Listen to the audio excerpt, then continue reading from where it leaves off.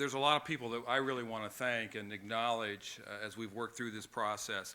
I think first, and Coach Davie would certainly agree with me, Coach Barlow and his staff have done an outstanding job in leading this team through some tough times, and I want to recognize George and recognize our staff for working through what I think and consider to be a lot of adversity. Also, some of you may not be aware, we did have a selection committee that met with our candidates, was involved in the decision process, and those folks included David Harris, who's our Executive Vice President for Finance and Administration, Amy Neal, who's the incoming Faculty Senate President, or will be the Faculty Senate President next year, Ryan Mummert, who is a former Lobo football player, is President of the Lobo Club this year, and also a very successful local businessman, and Jack Fortner, who is Chair of our Board of Regents from Farmington. So they were all actively involved. I'm leaving out one name that I'll get to in a minute. I also want to acknowledge Margaret and Turner Branch for all of their help through this process. We greatly appreciate that. And a number of our staff have worked very, very hard behind the scenes to get to this point. I won't acknowledge all of them, but it's really, really appreciate all that everybody has done to get to this point. And certainly I want to recognize Tim Cass. Tim is an outstanding administrator in college athletics, and he has really been a champion through this cause and has been an incredible asset to me personally and a valuable teammate, and we've gone through this journey together, and I really am proud that as a former Lobo student athlete and a coach of this university, that the leadership that he brings, and nobody understands more importantly what Lobo athletics means to this state and this community than Tim Cass. So Tim, thank you. I know, Coach, you're ready to get up here, and he's ready to get coaching, but there's some process that we're going to go through a little bit here. When we met on September 26th, we talked about a timeline. The goal was to try and get somebody in here in an ideal scenario before the season's over. We've done that. We also at that time talked about somebody with head coaching experience, somebody who has ties to this region, and somebody that really is an outstanding leader. And I think as we go through today, you're going to see that Coach Davie more than fills all of those. There's also some criteria that we use for the selection process, in addition to that I think would be helpful. We talked internally about character. We talked about commitment to UNM and Albuquerque. We talked about somebody who has competitive instincts. And after listening to Coach Davie speak for a few minutes to our team here just a few minutes ago, clear those competitive instincts emerged, and it was fun to watch. High energy, passion, driven for this profession, somebody who has, who I would consider to be a disciplinarian. After having spent a number of years with ESPN, I think all of you in the media will recognize that he's very comfortable in front of the camera and working with the media. He's a teacher, he's an educator, and as I said, the ability to recruit the area. In my opinion, the search process was very intensive, time-consuming. We talked to a number of candidates and a number of people interested in the job. We also talked to a multitude of people in the world of college football and in the world of football and athletics. And I would like to think that it was exhaustive. There was a lot of communication, a lot of people around the country, and a lot of interest in the job. Surprising to some of you might be the fact that the record of our team was really not a factor in our discussions. At least I didn't believe it was. And contrary to some news reports, only one person was ever offered the job, and that's the gentleman sitting to my left. He was the unanimous choice, the first choice, and really the only choice of our committee. So I feel very good about the process for a lot of reasons, one of which is we talked a number of times to various constituencies, some of our donor base, our former letter winners, and I think Tim and I had great insight. We met several times with leaders of the football team, asked them about the situation, asked them about what they were looking for in a head coaching or in a head coach, asked them a number of times about moving forward, their expectations, and we got great feedback from the team, and I thought that was very valuable insight. I know it's always something of interest, so I'll touch on it. The economics of the contract and the details of the contract. It's a 6-year contract. Coach Davie will receive $700,000 his first year in the contract and $760,000 the remainder of the years. There's a number of incentives in there, and as we finalize the contract, we'll certainly make sure that we release that and get it to everybody. Let me talk a minute about Coach Davie, and then I'm going to ask President Schmidly to come up and say a few quick words. What impressed me about Bob Davie are a lot of things, frankly. He wanted this job. He wanted to be here. He wanted to be at the University of New Mexico in Albuquerque. As I said, ties to the region. He coached at the University of Arizona. He really, I think, had a lot of success as defensive coordinator at Texas A&M. And when you talk to people in the state of Texas, still very highly thought of. Great affinity there for the man, highly successful, and I believe still very, very connected to the state of Texas. Has been a head coach, as we've talked about. Yes, Bob's been out of coaching. I think when you hear him address that, you'll feel very satisfied and very good about that answer. A man very well respected nationally, very well respected by his peers. We have a number of mutual friends, and those friends were very important in the process in terms of helping us understand the character of the man and the ability of Bob. So a very well-regarded, well-respected, and I think a very, very good football coach, and I'm delighted that he will be our next football coach. Before we bring him up here to make some comments, I would like to introduce President Schmidly. Bob joked earlier this morning when we met with the president that wanted to know if we couldn't get an extension for President Schmidly, that he thought he was an outstanding, not only an outstanding president, but it didn't take great recruiting instincts on Coach Davie's part to recognize that very few college presidents are supportive of athletics as President Schmidly is. And as I've said repeatedly, we're going to greatly miss him. He's an outstanding leader for the university and an athletic director, or in my case, I guess, a vice president of athletics. We could not be more fortunate to have a man leading this university like President Schmidly. So I'm going to ask President Schmidly to make a few comments. Dave?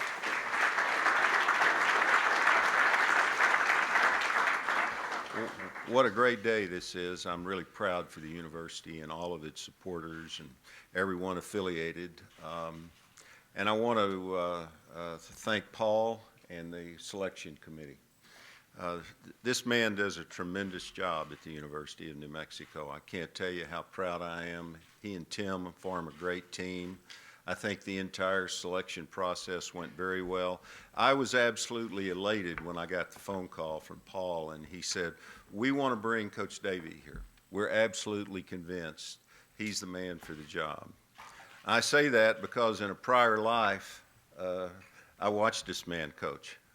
I was on the faculty at Texas A&M for 25 years, and I saw the results of the efforts and his leadership and what it meant on the field at Texas A&M. And Coach, all I can say, if you can bring the wrecking crew here, you're going to be the #1 hero in the state of New Mexico. 3 more years. It's the only place I've been where the fans appreciated the defense far more than they did the offense. So I'm just really proud to be here today. It's the end of my tenure as president. I've enjoyed it greatly, and I'm really looking forward to the future of Lobo football. I think a great choice has been made. And I think under Coach Davie's leadership, we can look forward to some really fun football out here at our stadium and something that our fans will all relate to. So, Paul, thanks for inviting me. And Coach, welcome to you. And Joanne, welcome to you. We're delighted to have you as part of the Lobo family. Thank you, Dave.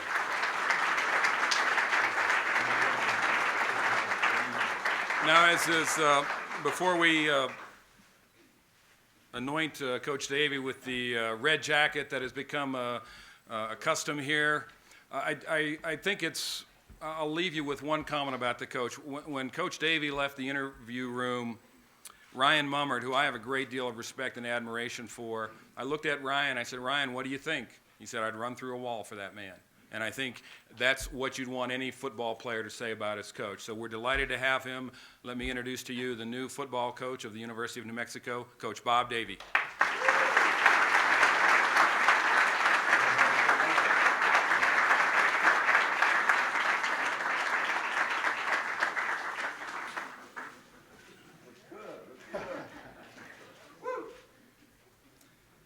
might be a little big, but I tell you, it feels really, really, really good to put this jacket on. You know, I've been very fortunate.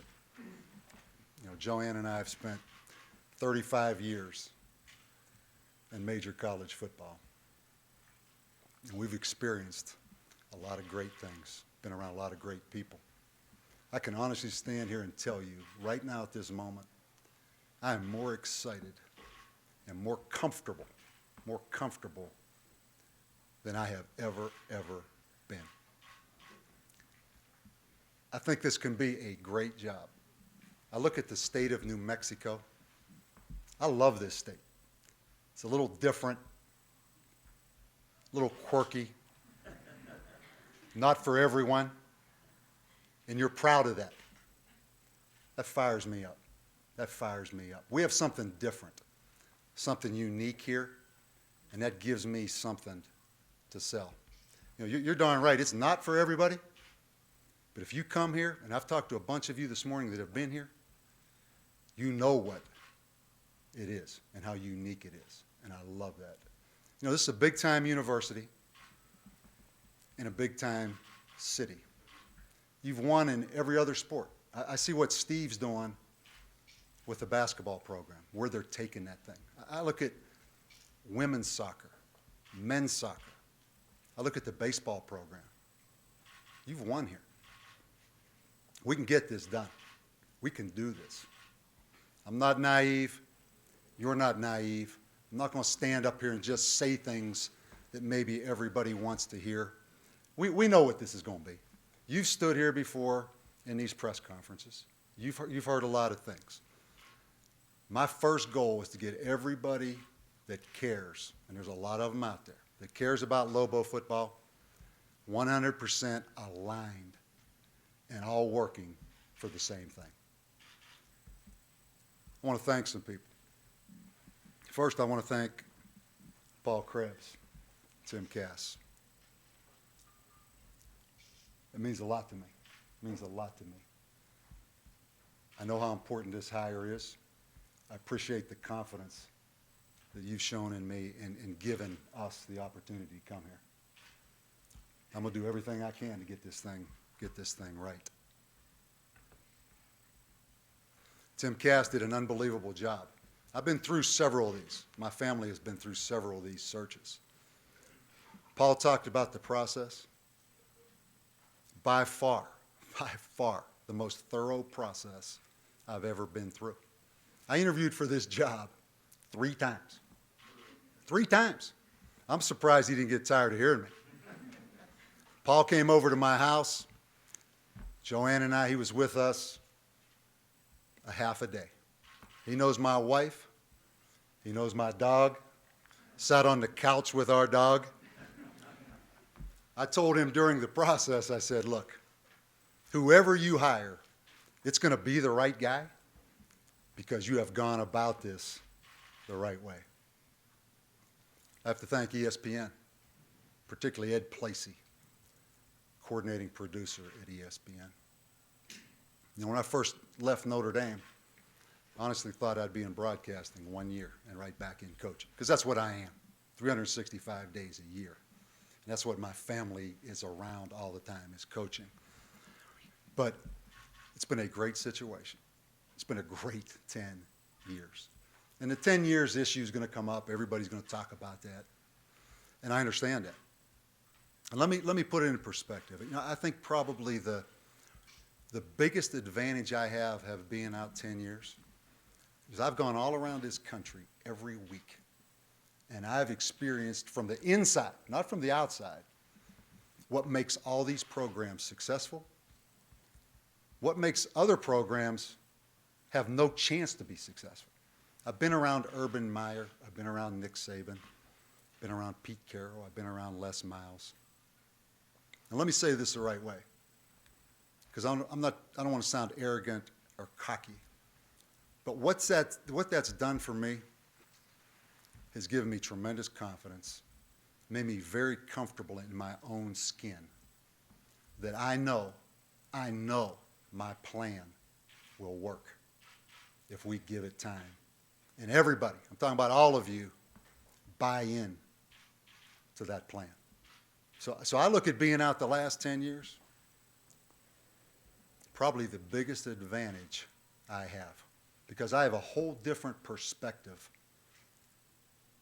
on what college football is, what my role as the head coach is. I am not going to panic. I'm not going to be afraid to lose a game that might keep us from building a solid foundation. I'm going to take my time. I'm going to do this step by step. Our family now is older. When I coached at Notre Dame, my son and daughter were young. We all know the kind of demands it takes to do this job. This is 24 hours a day, 365 days a year.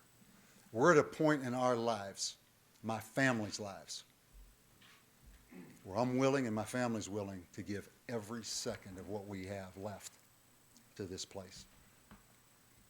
Last, I want to thank my family.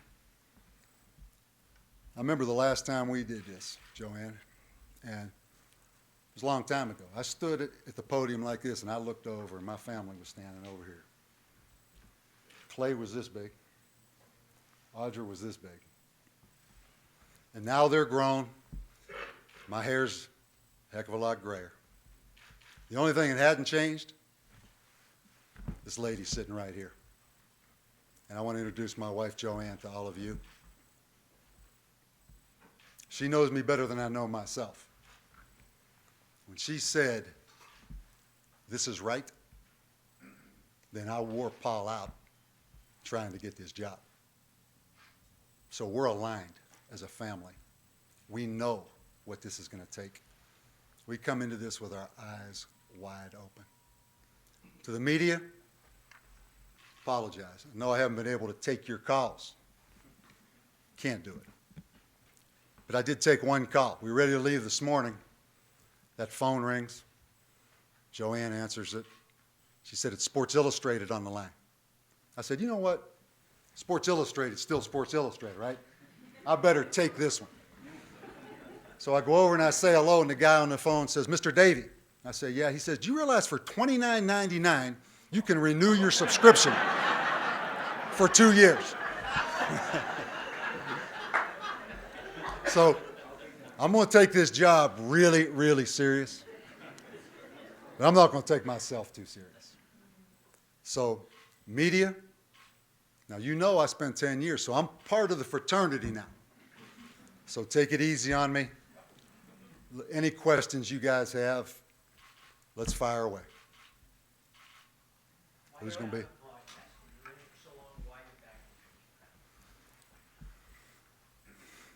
I thought I was going to get back in every year. Every year. And I think that's why I'm a better coach right now than I was the last time I coached, because I approached every season in broadcasting like it was going to be my last, because I've got the bug. I mean, that's what I am. And when you think you're going to coach again, you don't broadcast like a broadcaster. You go in there with the idea every week when you go inside these programs of what would I do like they're doing, what would I do differently. So to answer your question, I've always known I was going to coach again. And this is the right situation. Bottom line, this is the right situation for my family and myself to jump into. Before we go on, can you please just state your name and affiliation so Coach knows who you are? And please limit yourself to one question and then one follow-up. Just want to go down the line, or? You handle it, however you want to do it. Let's just go down the line here. Toya? Coach Adam Camp, for you and the news, you talked about being around all these various programs, Les Miles, Nick Saban, all these elite programs. What would you do like them, and what would you do differently that would succeed here at UNM? No matter how good that coach is, players are the most important thing in your program.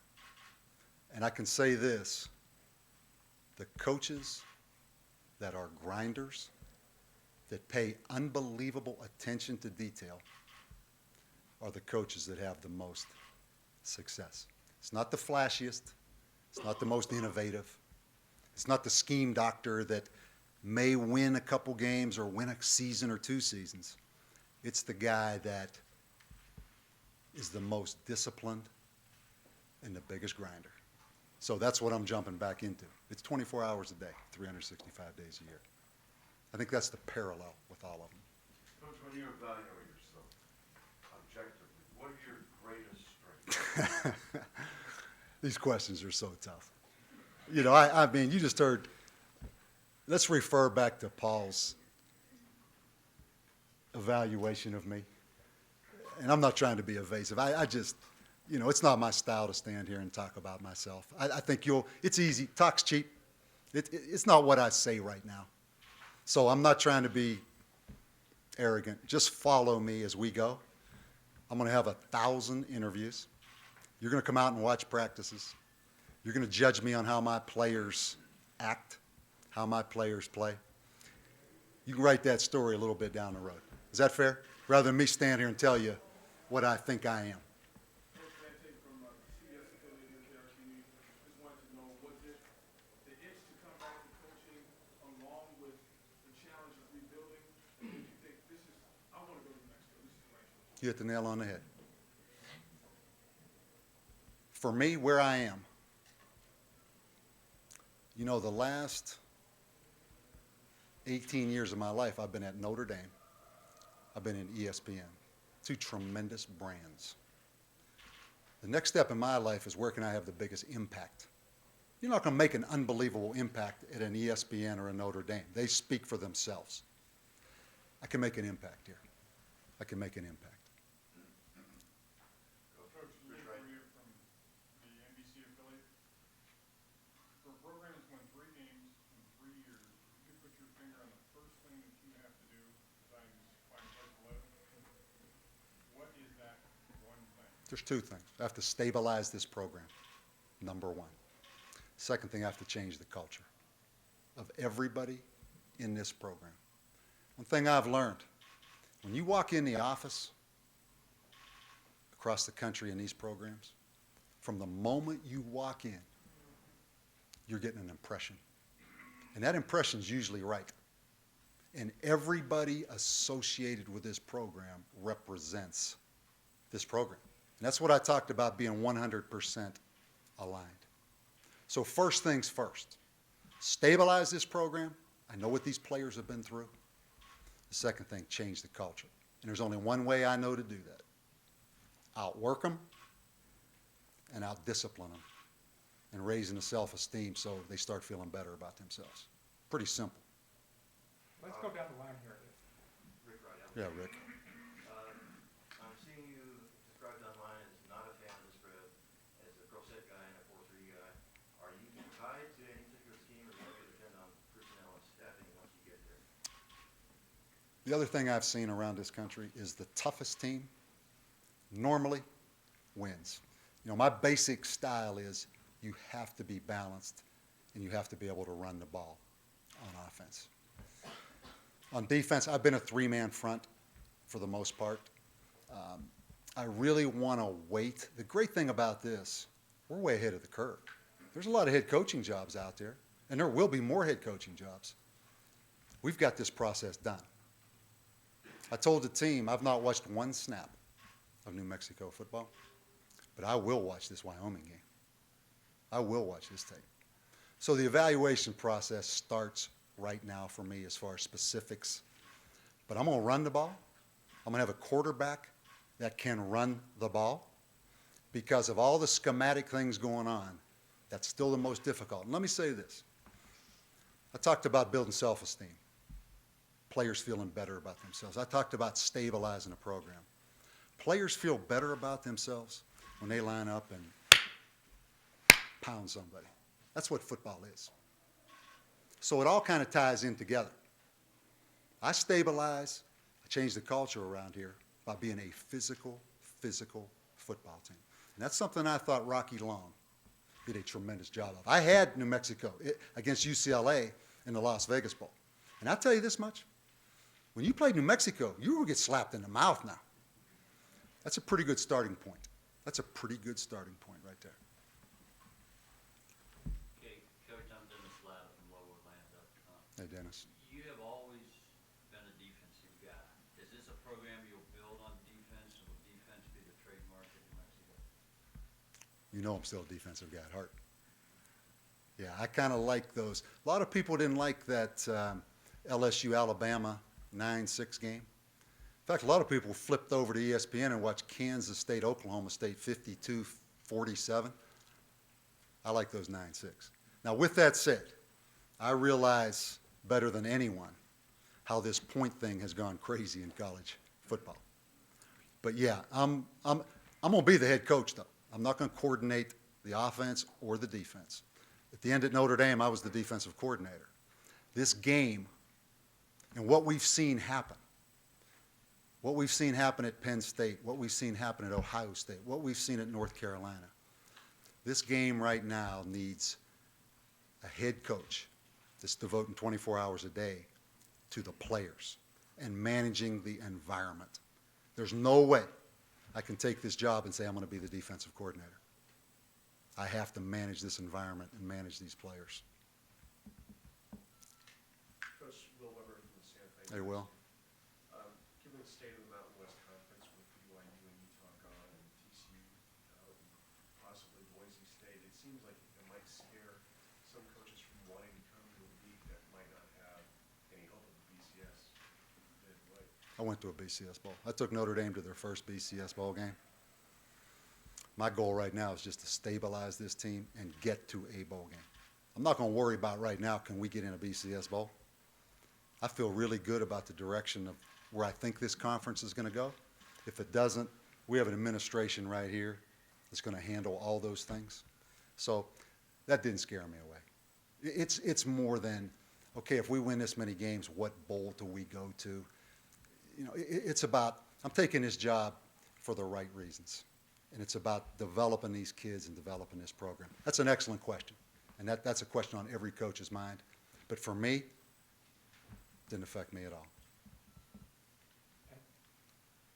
Coach, Ed Yeah. Johnson, Albuquerque Journal. Hey, Ed. We know what New Mexico is looking for in a coach, but what were you looking for from New Mexico? Did you want certain things they gave you before you signed on?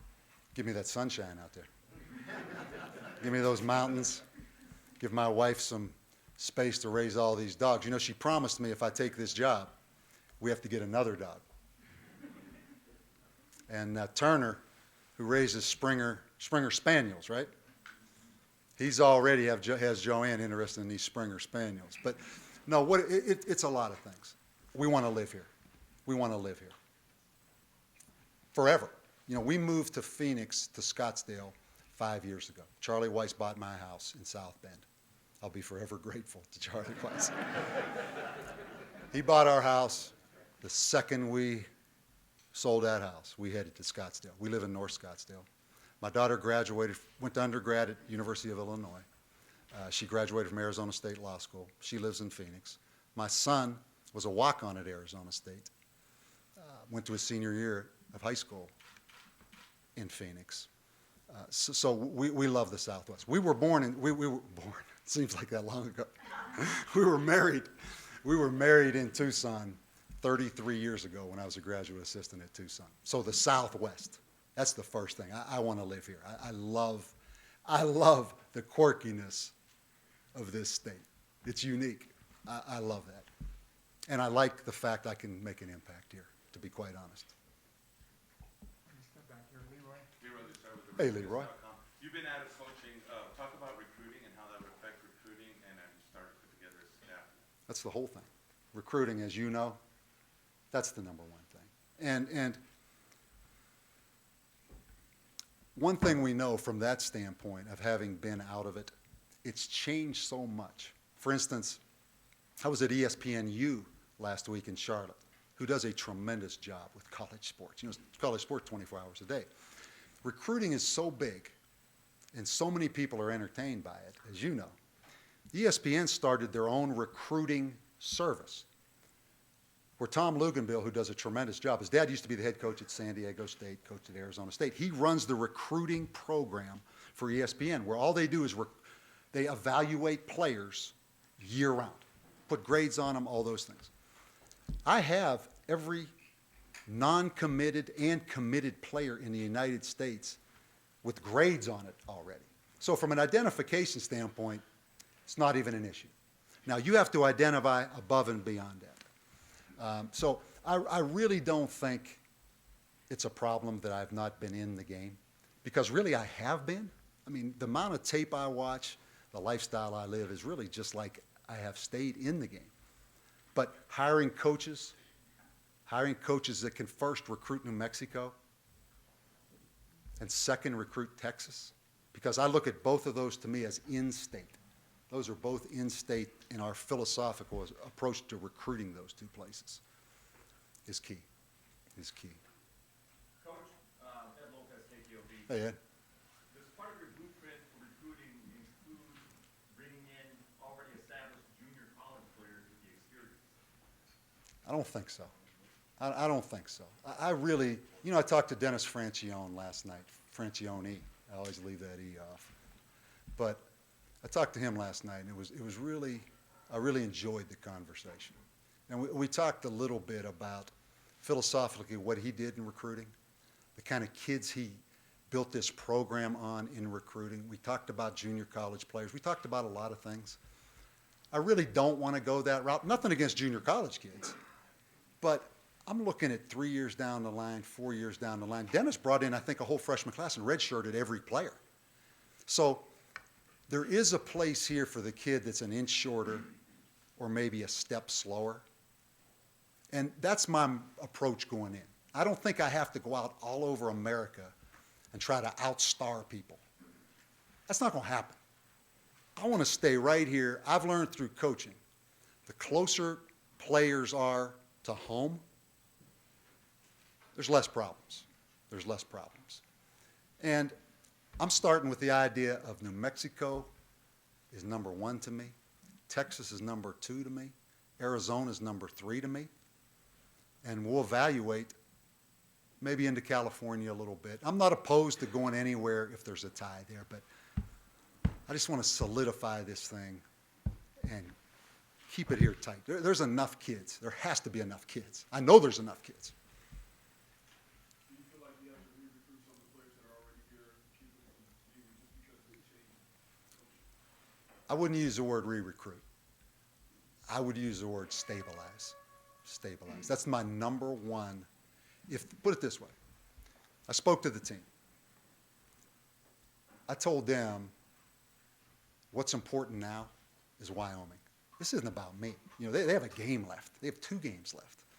If they didn't have a game, the moment this press conference was over, I would sit down with every one of those players.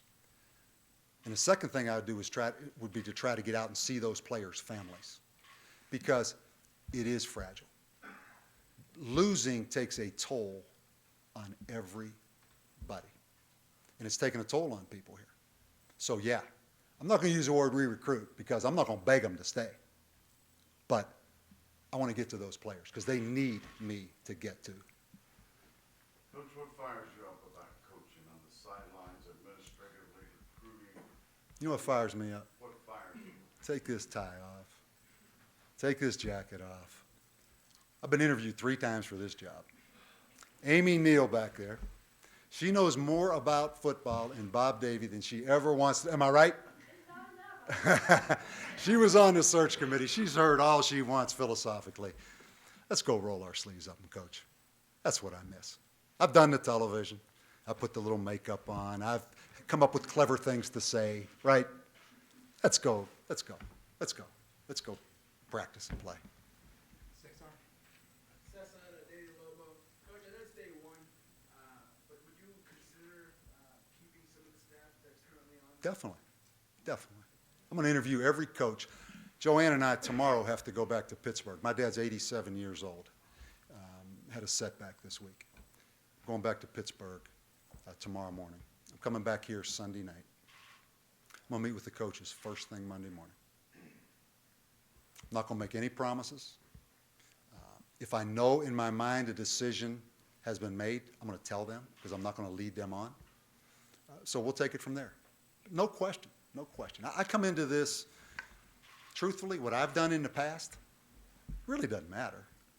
What these players and coaches have done in the past really doesn't matter. Isn't that the great thing about this right now?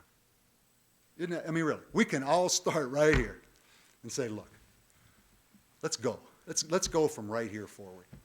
And that's how I'm approaching this whole thing. Where are you from?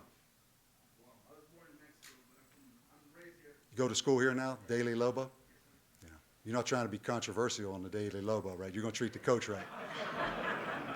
All right, man. I'm going to hold you to that.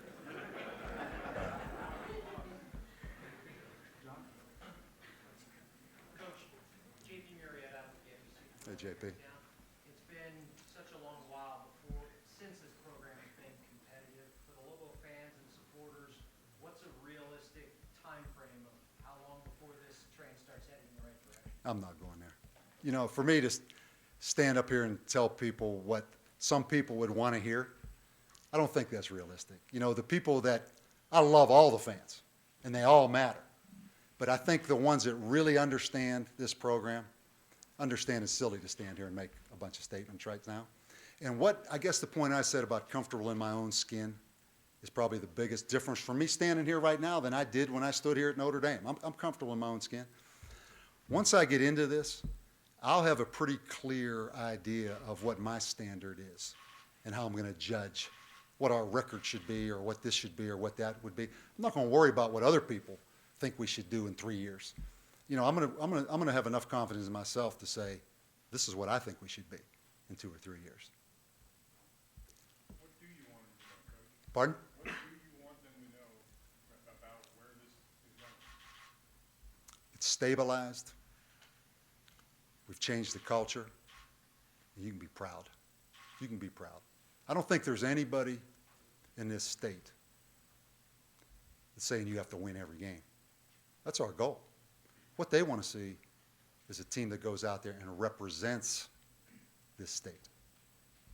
You have a bunch of disciplined, hard-working people that have a lot of pride. They want to see some pride. Let's just start right there. That's a pretty darn good starting point right there. Get the pride back. Early, will you tweak the schedule? Tweak the schedule. Yeah. It's Coach Krebs. He's in charge of schedule. Coach, Tom Davie, LoboLand.com. Hey, Tom. You know, this is a unique situation, the fact that there's already coaching staff already in place to finish out the season. Yeah. You're here. What involvement will you have, if any, with the current staff in the final 2 games of the season? None. None. Other than curiosity is going to get the best of me that I want to watch that tape against Wyoming, and I'm going to watch that Boise tape. But no, I wouldn't. I was very cautious when I talked to the team. To talk about win stands for what's important now, and what's important now is Wyoming, and then Boise State, and finishing this thing. Come to you, though, would you, No. come to you? No. This is I wouldn't do that. It's George Barlow's deal. It's these coaches' deals. It's these players' deal. No, they need to finish this. Any other follow-ups? Else? We saw Frank Solich roaming the sidelines for Ohio yesterday, and he came from Nebraska, Yeah. coming from Notre Dame. That program has gotten stronger with him there. Do you think that your resume from Notre Dame will help recruit over here as well? Just like Solich. Sure. I think, yeah, I mean, there's name recognition, and that always helps. I think that always gives you the opportunity to go in. Certainly, whether it's New Mexico or Texas, you know, I think I can go in there and be recognized. I think the fact that I was at Texas A&M 9 years. I was at Notre Dame 8 years. And I was at ESPN 10 years. I mean, those are pretty visible positions. So, yeah, I do think I can benefit from that. But you and I both know, once you get past all that, it's what's this guy really all about. It's what's he really all about. And I'll give you one story about Frank Solich. You know, my last year at Notre Dame, we opened up at Nebraska, our first game of the year. They were number 1 in the nation preseason ranking. We went to Lincoln, Nebraska on a Saturday night. Our first game, they had not played 1 game. They'd played 2 games. So I'm still mad at him for scheduling that second game before we ever played. 1 game I could live with, but 2 games? Anybody else? Coach? Yeah. I'm no any member of the Lobo Club Board. I know. My wife and I, we came here on a honeymoon 50 years ago, and from Minnesota, and you know, it's pretty regular snow.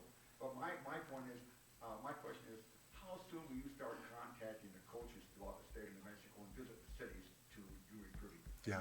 Where's Tim Cass? Is Tim here? I don't know, maybe Tim may have stepped. What was the last thing we talked about when we left? Do you have those numbers of those high school coaches in the state from Artesia and Hobbs and Albuquerque, all those coaches? And whose son, what's the son? We met when we first left. Charlie Dodson, head coach at Eldorado. Yeah, his son was in the office right there, right? His brother. Yeah. So, yeah, first thing is talking to these high school coaches. Yeah. Anything else? Thank you very much. Yeah. I see you up there. I see you.